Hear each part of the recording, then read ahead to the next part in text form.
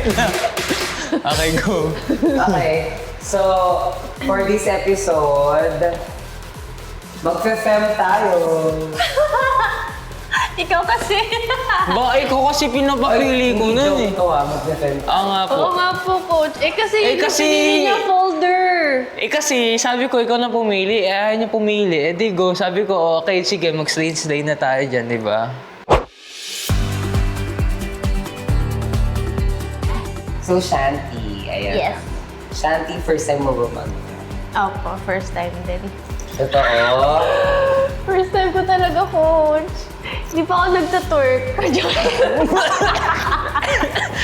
Never ako nag-twerk sa harap ng tao. Since first time nyo, itotodo ko tong fem choreography na to. Hindi pwedeng sweet lang tayo. Kailangan fem na fem talaga tayo.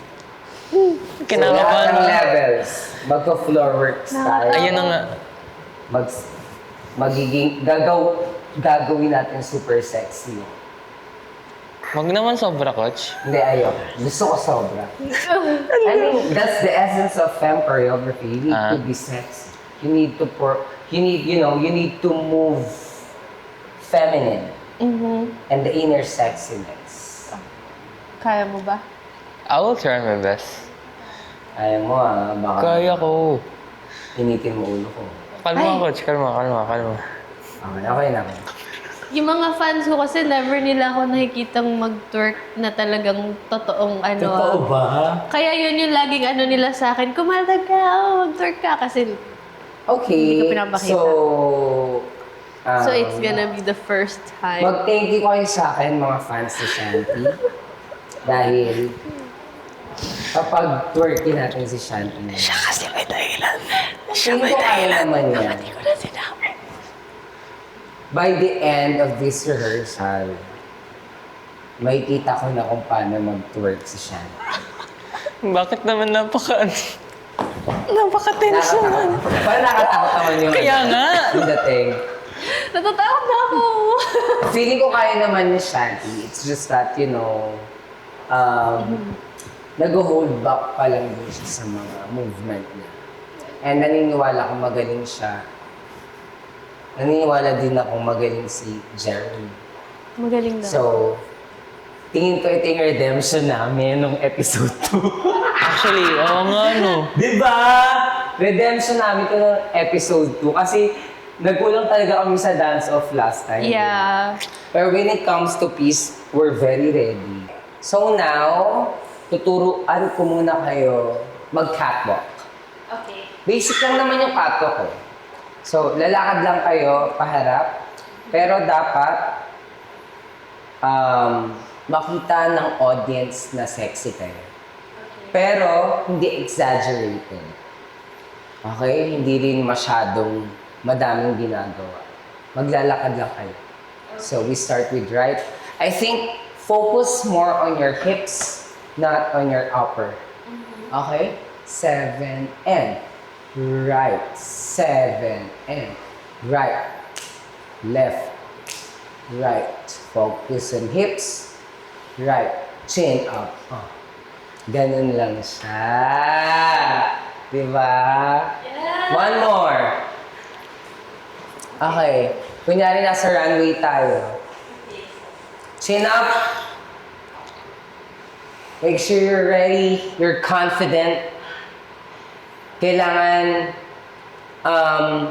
mapaklap in natin yung mga audience sa lakad natin nang wala tayong masyadong ginagawa. Lalakad lang tayo.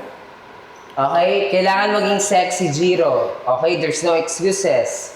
This is a femme choreography. You need to be feminine. Yes, what? 5, 6, mabagal lang. 1, 2, 3. Hips. 5, 6. Hips.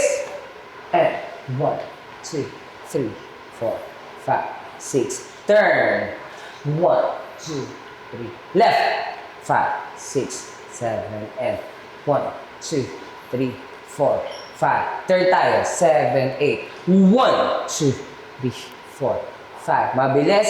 7, and 1, 2, 3, 4. Hips. 5. Pose. 7, and 1, 2, pose. Pose. Balik tayo. 1, 2. Yan! Perfect! Hindi ako nag-hesitate. Gumanon na ako agad, o, di ba?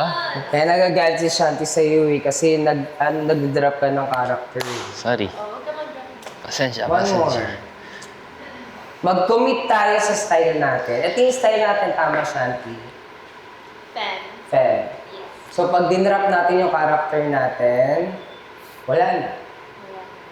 For me, it's very hard because I have to really commit sa genre kasi ako, a lot of people naman na alam na napaka-manly ko sumayaw and the way I look, it's very manly. So ako, doon talaga ako nahihirapan na mag-commit. Lalo na sa character. Sa Korea naman, I think I can do it pero I just have to, really commit, yun lang. Yung steps po, hindi naman siya super complicated. Pero kailangan lang talaga yung attitude talaga. Kailangan ko lang din, katulad ni Jiro, mag-commit talaga para lumabas yung style talaga na femme and yung inner sexiness. Parang nalalamod ako, iniisip ko pala na kailangan ko maging sexy kahit hindi ko kaya. Kakayanin ko for 2 minutes for the performance. That's the only time na ibibigay ko lahat